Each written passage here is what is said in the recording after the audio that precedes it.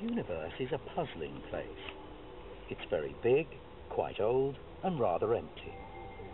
Most of space just contains radiation whizzing around, and most of the matter that we see is clumped into relatively small structures such as galaxies. But where did this small amount of matter come from? Is its existence a statistical accident? Or is it an inevitable consequence of nature's underlying physical laws? Back when the universe was about 1 second old, it was as hot and dense as the interior of the sun, and protons and neutrons were cooked up to provide the lighter elements we find today. So where did the protons and neutrons come from? In the 1960s, the Russian physicist Andrei Sakharov explained how this might have happened. Experiments had shown that in collisions of particles, their energy transforms into particles and antiparticles.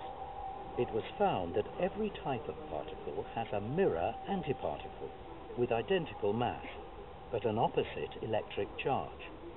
And when particle and antiparticle meet, they destroy each other, leaving nothing but radiation.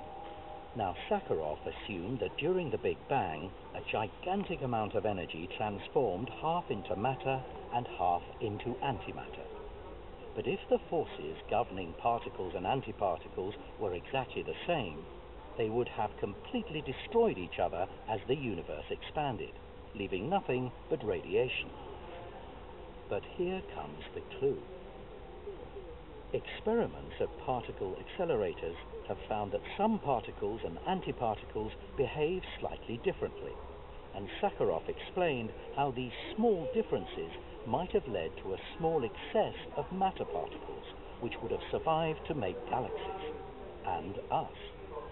Today, we still do not know for sure if Sakharov's theory was correct, and what caused the balance to tip in favor of our type of matter.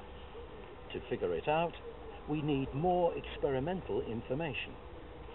One of the experiments at CERN's Large Hadron Collider will address this question by studying differences between a so-called B quark and its antiparticle, the anti-B quark. I find it fascinating to see how experiments in the laboratory could contribute in a decisive way to solving one of the great mysteries of the universe: the absence of antimatter.